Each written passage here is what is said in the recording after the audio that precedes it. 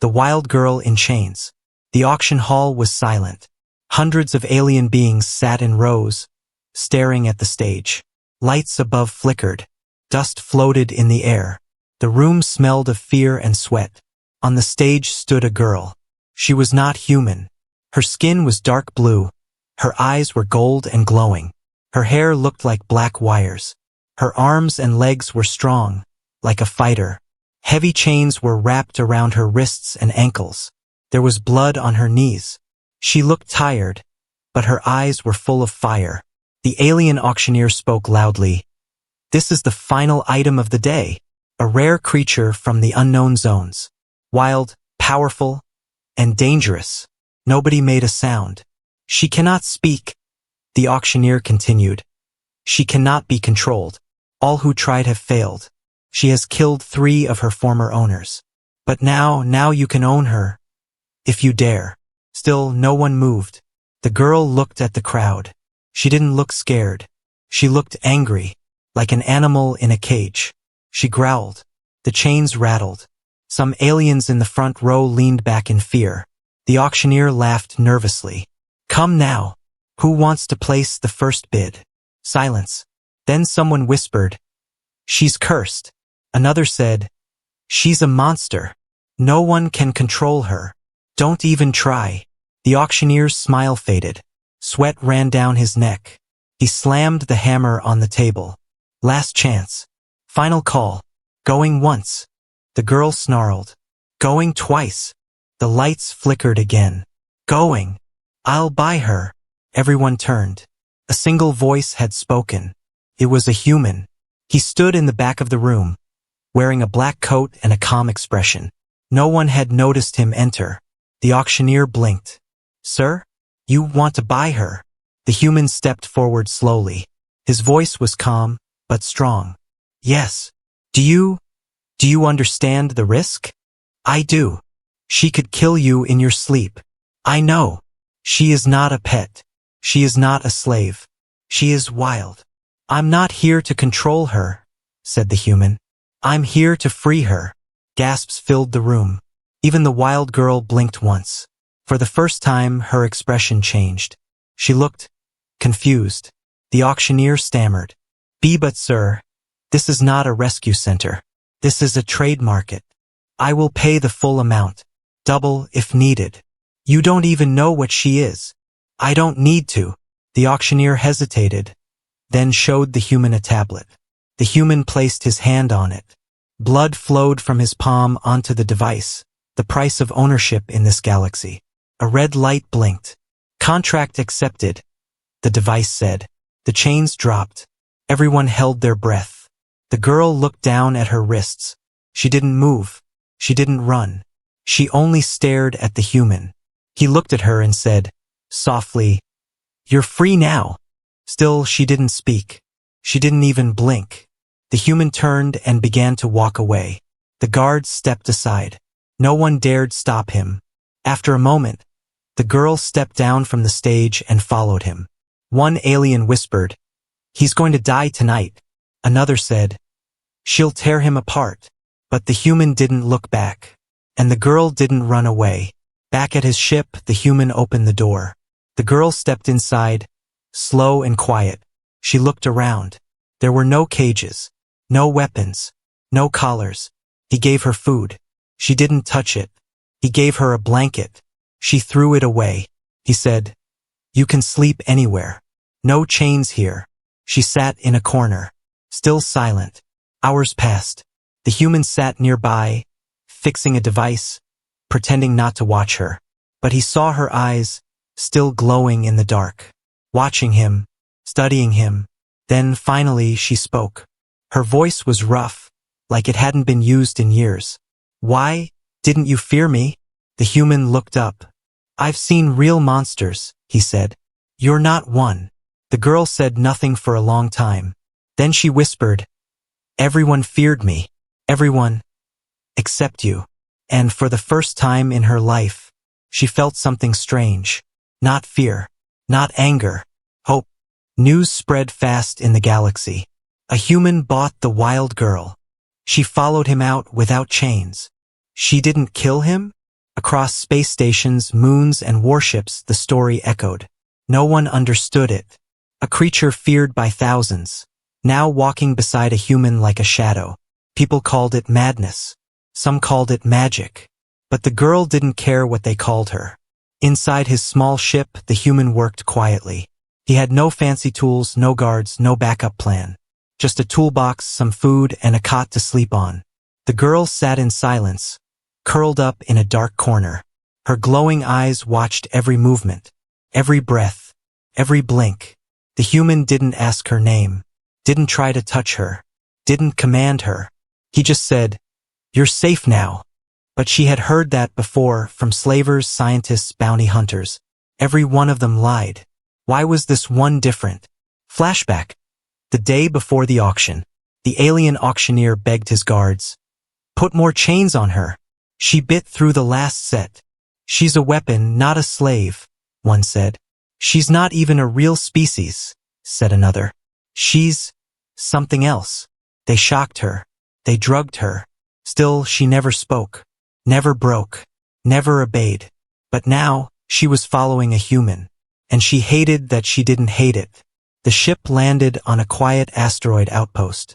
Not many people there, just traders, smugglers, and old machines. The human walked into a small shop. The girl stayed behind, sitting at the edge of the ship's ramp, looking at the stars. Two aliens walked by. One pointed. "That's her. The wild one." The other laughed nervously. "Don't look at her too long. She might kill you with her mind." She didn't even glance at them, but her ears picked up every word. Inside the shop, the merchant looked up and froze. You're the one who bought her." The human nodded. "You're either brave or stupid." "Maybe both," the human replied calmly. "You need weapons, I suppose?" "No," said the human. "I need something soft." "Soft? Blankets, clothes, food she can eat." The merchant blinked. "She's not your pet." "She's not a pet. She's a person." The merchant lowered his voice. "You know what they say. She's not from any known species. The Empire classified her as a threat level X. That's above dragons." "She's not a threat," the human said. "She's afraid. That's all." Back at the ship, he handed her a small pack. Inside were clothes, not chains, food, not pills, and a small soft pillow. She stared at it, then at him. "Why? You're not an object," he said. "You deserve more." "No one says that," she replied quietly. "I'm not everyone." She took the pillow, slowly, carefully, as if it might explode. Then she sat closer to him. Later that night, he lay on his cot, eyes closed. She sat near the door, still awake. She whispered, "You still don't lock the door." "Why?" He opened one eye. "If you want to leave, you can." "You're not afraid I'll kill you?" He shrugged. "If I die, I die. But I won't live in fear." She stared at him for a long time. "You're strange," she said. "I get that a lot." The next morning, the human was cooking. Real food. Not nutrient blocks. Not prison slop. He handed her a bowl.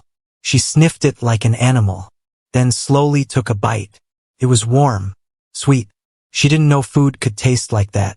She didn't thank him. But he didn't expect her to. Then came the message. A red light flashed on the ship's console. Encrypted signal. Urgent. The human opened it. A hologram appeared. A fat alien with many eyes. "You bought the girl," the creature said. "We know where you are. Turn her over or die." The hologram blinked out. The girl looked at the human. "You should let me go." "No. They'll kill you." "Maybe." She stared at him hard. "You paid for me with blood. You owe me nothing." "I didn't buy you to own you," he said. "I did it so no one else could hurt you again." She looked down. For a second, her hand moved toward his. But then she pulled back. That night, as the stars moved slowly outside the ship, the girl spoke softly. "I don't remember my name. They erased it." The human nodded. "Then let's find a new one." She thought for a while. "Zura," she said finally. "It means shadow. In an old language I heard once." "Zura," the human repeated. It suits you. She didn't smile, but her eyes softened. Outside the ship, a shadow moved. A drone, watching. And far away, on a cold planet, someone whispered, "The wild girl is no longer wild. She's bonded with the human. This changes everything." The cage was gone, but freedom still felt strange. Zura sat inside the ship, not chained, not watched, but not at peace. Her hands were free, but her mind still felt trapped. Every sound made her flinch. Every open door looked like a trap. She had learned the hard way. Freedom was often a lie. The human knew that. He didn't rush her, didn't push her. He simply sat at the other end of the room, fixing wires and humming softly to himself. Zura watched him in silence. He didn't look strong. He didn't look dangerous. But something about him was harder than steel. 3 days had passed since the auction. The galaxy still whispered. Did she kill him yet? Is the human using tech to control her mind? Maybe she's pretending to obey, waiting for the right moment. They didn't understand. Zura wasn't obeying. She was choosing, and that was more dangerous than anyone knew. On the 4th day, the human came to her with something in his hands. A metal collar. Zura froze. Her muscles tensed. Her eyes burned. Her breath turned sharp. The human held up a hand. "Not what you think." He pressed a button. The collar split into pieces. "It's broken now," he said, and dropped it to the floor. Zura stared at the collar, then at him, then back again. "You were a slave once," she said. He nodded slowly. "Long time ago. Different world." She didn't ask more. He didn't offer more. But something between them changed. That night, they landed on a small trade station. They needed parts, fuel, and time. The station was quiet, cold, and filled with all kinds of beings. Smugglers, drifters, mercenaries. Dangerous types. Zura walked beside the human, hood up, eyes down. But even with her face hidden, people moved away. Something in her aura still said, "Don't come close." They entered a small tech shop. The alien owner, short, fat, for arms, looked at the human, then at Zura. He froze. "That's her," he whispered. "The wild girl." Zura tensed. The human stayed calm. "We're just here for parts." "I don't want trouble," the alien said quickly. "Then sell me what I need." The alien moved fast. No questions. No eye contact. As they walked out, Zura said, "They all fear me. They don't understand you," the human replied. She looked at him. "Do you?" "Not yet. But I want to." Back at the ship, they were ambushed. A bounty hunter had followed them. Tall, armored, fast. He jumped from the shadows, blade raised. "She's worth a fortune." The human turned, too slow. But Zura moved like lightning. No chains. No control. Just instinct. She slammed the bounty hunter into the wall. Once, twice, then a growl, low, deep, and primal. He dropped his weapon, cried out, "Mercy!" She didn't show any. But before the final blow, a voice stopped her. "Zura," the human said. Just her name. No command. No order. Just her name. She paused, looked at the human, then stepped back. The bounty hunter crawled away, shaking. Zura looked down at her hands, at the blood, then whispered, "I didn't kill him." "You chose not to," the human said. "I don't know why." "I do," he said gently. "Because the cage is gone. You're not a weapon anymore." Later that night, Zura sat under the stars on the ship's rooftop. The human joined her, holding 2 cups of warm drink. He offered her one. She took it. For a long time, they didn't speak. Then she said, "I don't understand you." "You will. You don't try to use me. Not even when I protect you. You're not mine to use." She looked at the stars. "Every time I close my eyes, I see cages, labs, needles, people trying to break me. You don't have to break anymore." Zura turned to him. "What if I don't know how to be free?" The human smiled softly. "Then we'll learn together." In the distance, a silent ship hovered in the dark, watching. Inside, a voice said, "She's bonding with him." faster than expected. Another voice replied, "Then it's time to test the bond. Send the signal." Back on the ship, Zura suddenly winced. A sharp sound only she could hear rang in her skull. She grabbed her head, fell to her knees, screamed. The human ran to her. "What is it?" It's a command pulse. Someone is trying to control me again." "Fight it," he said. "I can't." "Yes, you can. You're not theirs anymore. You're not a cage. You're not a weapon. You are Zura." She looked at him, eyes full of pain, and then she stood up, shaking, but standing. "I broke it," she whispered. "I broke their signal." The human nodded. "Then they'll come in person next time." Zura's voice was cold now. "Let them."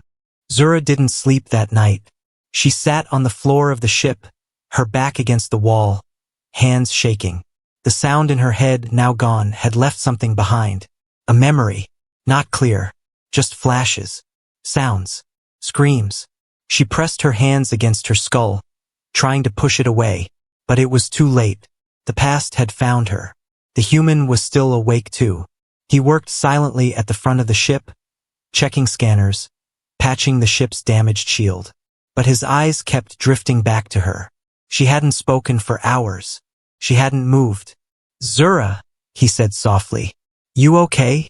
She didn't answer. He stood up, walked over and sat beside her, but not too close. He knew better. After a long silence, she finally whispered, "I saw something." He waited.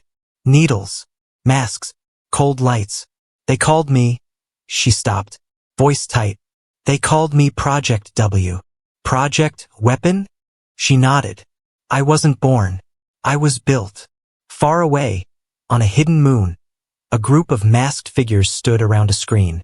One of them whispered, "She's remembering." Another hissed, "Terminate her before she fully awakens." A third voice said calmly, "No, let her awaken. She was made for war. Once she breaks, we will claim her again." Back on the ship, Zura curled her fingers. Her breath slowed. "I wasn't always wild," she said. "They made me that way. They wanted to test how much pain I could take before I broke." The human looked at her gently. "But you didn't break." "Not fully," she said. "Not yet." He reached out, not touching her, just offering his hand. She didn't take it, but she didn't move away either. Later, she walked into the cargo bay. Something was pulling her there. Boxes, tools, old gear, and a mirror. She had never looked into one before, not properly. Now she did. Golden eyes, black veins near her temples, scars across her collarbone, skin like polished night, muscles tense even when still. She didn't look like anyone else. Not human, not alien, not natural.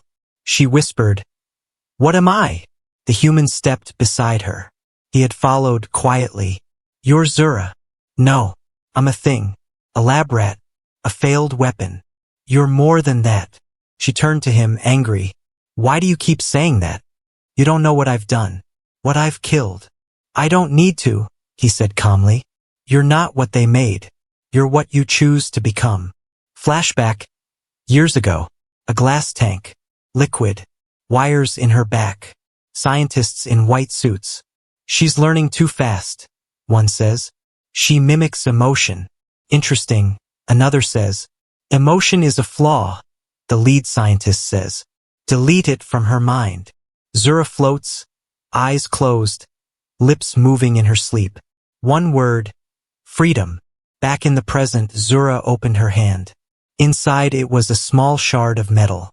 She said, "This was part of the control chip in my neck. I tore it out long ago, but a piece remained." "Still inside you?" She nodded. "That's how they sent the pulse." The human looked at her. "Can we remove it?" "No, it's too deep. It's part of me now." "Then we'll shield it." Zura looked surprised. "We?" The human smiled. "I don't leave people behind." Suddenly, the alarm on the ship blared. Zura jumped. Her body dropped into defense mode like a reflex. "Unknown ship approaching," the system warned. On the screen appeared a sleek black vessel. No ID, no beacon, silent. But Zura recognized it. Her face turned pale. They found me. The human didn't ask who they were. He just stood and said, "Then we make them regret it." The enemy ship didn't fire. It just hovered. A voice came through the comms. Cold, smooth, sharp. "Zura, you are property of Origin Lab 7. Return now or your handler dies." Zura froze. My handler. Then it hit her. They weren't talking about her past handler. They meant him, the human. She turned. "They'll kill you." He shrugged. "Let them try." Zura stepped forward. She activated the ship's shield, something he had shown her how to do just yesterday. "Not without a fight," she said. Then the enemy ship fired. The blast rocked the small ship. Sparks flew. Panels exploded. The human fell, hit his shoulder hard. He groaned. Zura screamed. Something inside her broke, but not in fear. In rage. Her eyes glowed brighter. Her muscles tensed. She ran to the weapons console, but her hands hovered over it. Her voice trembled. "I don't want to become what they made me." "You won't," the human said, holding his shoulder.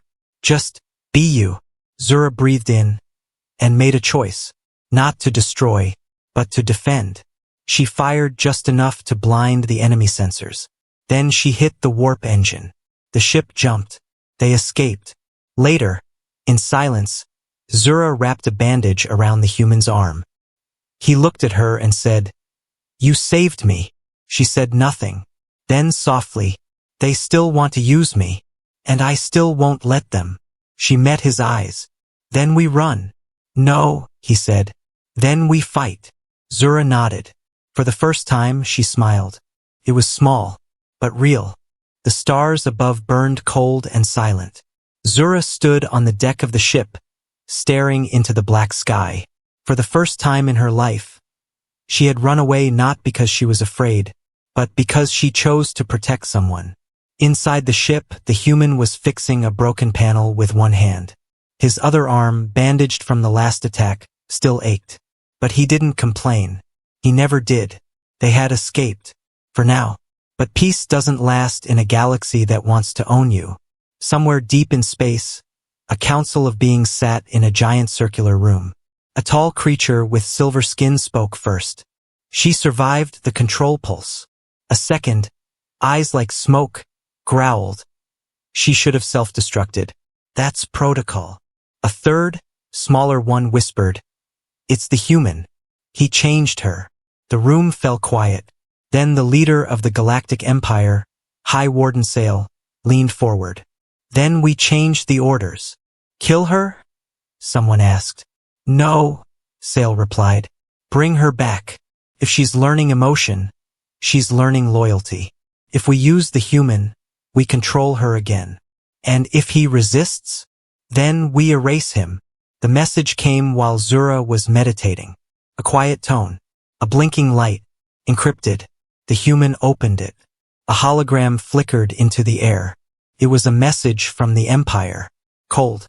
Direct. Dangerous. To the human who calls himself her protector. You are holding a Class X biological weapon under unauthorized care. Return the subject known as Project W immediately. In return, you will be spared. You have 72 hours. Zura watched the message in silence. Then she looked at the human. "You should run." "No. They'll kill you." He shook his head. "Let them try." She stepped forward. "This isn't bravery. It's suicide." "It's a choice," he said. "The same way you chose not to kill that bounty hunter. The same way you chose not to destroy their ship." "You made me choose," she whispered. "No," he said. "You made yourself choose." The next day, they stopped on a quiet moon for fuel. But it was a trap. Empire agents were waiting. Tall, armored, trained. They didn't ask questions. They opened fire. Zura reacted first. She grabbed the human and dove behind cover. Blasts hit metal. Sparks flew. She could feel the pulse of her old instincts. Rage, speed, power. But this time, she used them with control. She disarmed one soldier, knocked another out cold, and shielded the human with her body. They escaped, barely. Back on the ship, blood ran down her arm. "You're hurt," the human said. "I've been hurt before," she replied. He started cleaning the wound. She winced, not from pain, but from the strange warmth in his touch. "You didn't have to save me," he said. "You didn't have to save me either," she replied. He smiled. "Fair enough." Hours later, while she slept, he sat alone in the cockpit, staring at the message again. He knew what the Empire wanted. Zura wasn't just a weapon. She was a symbol. If she could change, if she could feel, then maybe other weapons could too. That scared them more than her strength. They didn't want control. They wanted silence. The next day, the human did something unexpected. He turned on the ship's recording device. A small red light blinked, and he began to speak. "To anyone listening, my name doesn't matter, but this message does. They built her to be a monster. They told the galaxy she was dangerous, broken, uncontrollable, but they lied. Zura is not a weapon. She is not wild. She is learning, feeling, choosing. That makes her more human than most of us. If you see this, don't believe what they say about her. Don't fear her. Fear the ones who built her." He saved the message, encrypted it, and set it to autosend if their ship was destroyed. Meanwhile, in her small room, Zura opened an old compartment. Inside was something strange. A small music box. She didn't remember taking it. It must have been in the ship from before. She opened it. A soft melody played. Simple. Warm. She listened. And for the first time since her escape, she cried. Not loud. Not broken. Just quiet tears. Like something frozen inside her was melting. Later that night, she said to the human, "I want to fight them." "Good," he said. "Because they're coming." She nodded. "No more running." He looked at her. "Are you sure?" She smiled, small, sharp, full of fire. "Yes, if they want a war." She stepped forward, eyes glowing gold. "Then I'll show them what their weapon has become." Zura stood in the ship's bay, eyes closed, breathing slow. She was preparing not for battle but for something more dangerous. Hope. The galaxy still saw her as a weapon. But now she was more than claws and rage. She was a voice, a choice, and she was not alone.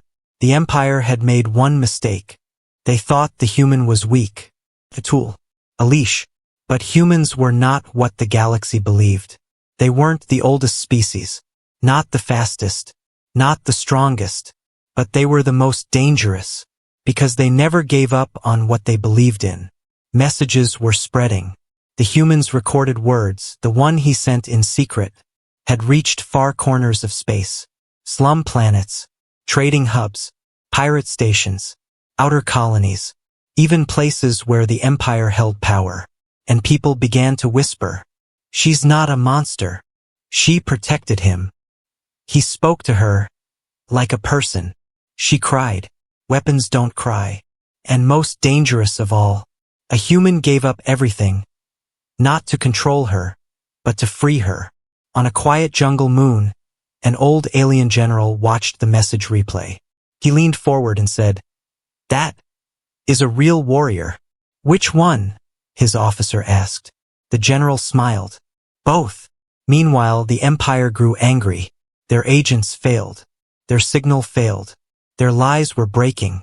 So they launched a new plan. Destroy the ship. Erase the message. Silence them forever. Zura felt it before the scanners did. She looked at the stars. A ripple in the dark. A shadow behind the light. "They're coming," she whispered. The human nodded. "Then let them." They had prepared for this. The battle came fast.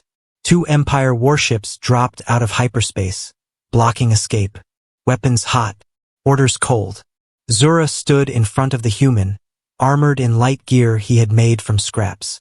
Nothing fancy, but she didn't need fancy. She needed freedom, and rage focused. "Target the human first," the Empire captain said. "Break the bond." Their first shots hit the hull hard. The ship trembled.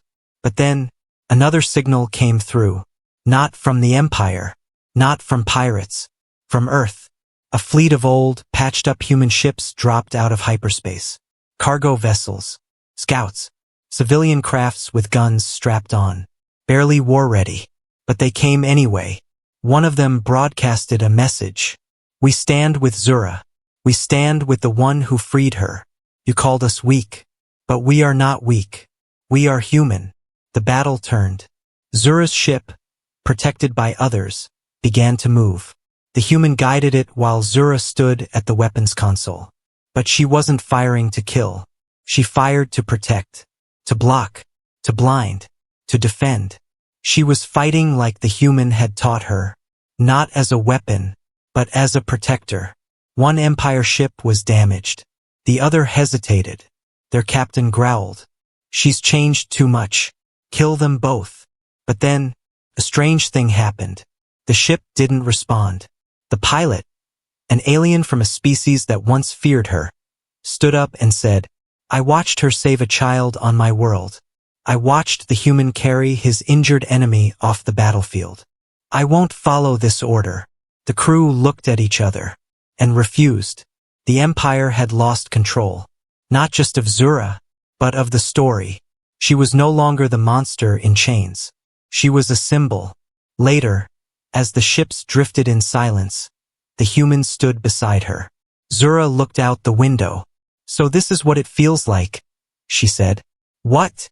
He asked. To be seen. To not be feared. To be something more. You were always more, he said. She turned to him. You didn't just save me, she whispered. You made the galaxy see what I could be. You did that yourself, he replied. She smiled. Maybe, but I wouldn't have tried without you. The battle was over, but a new war had begun.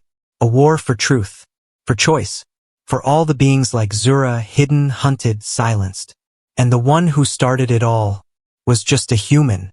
The war was over, not in the way wars usually end, not with flags or fireworks, but in silence. The kind of silence that comes after change. The kind of silence that means the old story is gone, and a new one is being written. Zura stood at the edge of the human ship, eyes closed, wind brushing against her skin. They had landed on Earth, her first time on the blue and green planet. No more chains, no more running, no more hiding, just stillness. Crowds had gathered in secret places, not to hunt her, but to see her. Children pointed and smiled. Old soldiers saluted. Some just stared, unable to believe this was the same girl once called a monster. But Zura wasn't interested in their fear or their praise. She only looked for one face, and he was always there. The human stood beside her now, as always, quiet, calm, never asking for thanks. He had never called her a weapon, never tried to own her, never expected loyalty. He simply stayed, and that, more than anything, was what saved her. The Galactic Council met days later. Representatives from every major world were present. Zura was called in, not in chains, not under guard, but as a free being.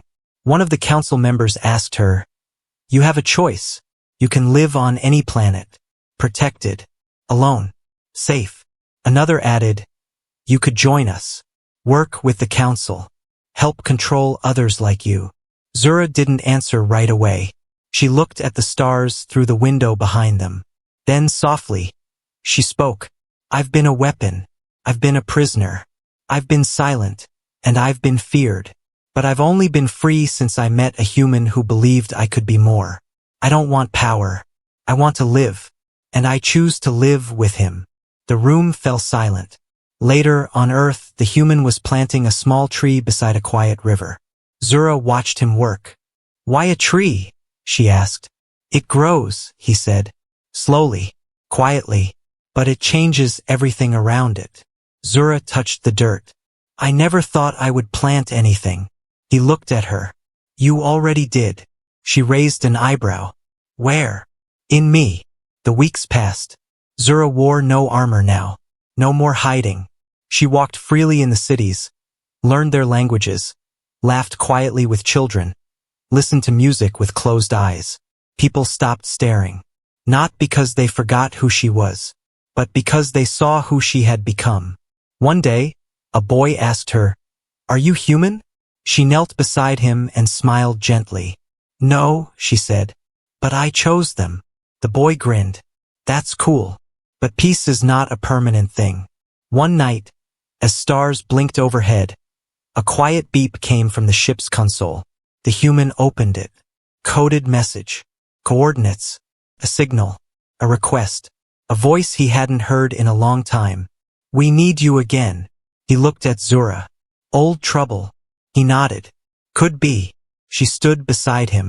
"Well," she said, stretching, "no one else is allowed to nearly get you killed." He smiled. "So, you're coming?" She looked at him like he was crazy. "I chose you, remember?" He powered up the ship. Lights flickered. Engines hummed.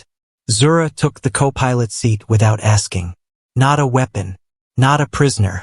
Not a monster. Just Zura. And beside her, the man who had saved her without trying to save her. As the ship rose into the sky, she looked down at the trees, the rivers, the world she had touched. She wasn't born here, but she would protect it, because she chose humanity, and in return, they chose her back.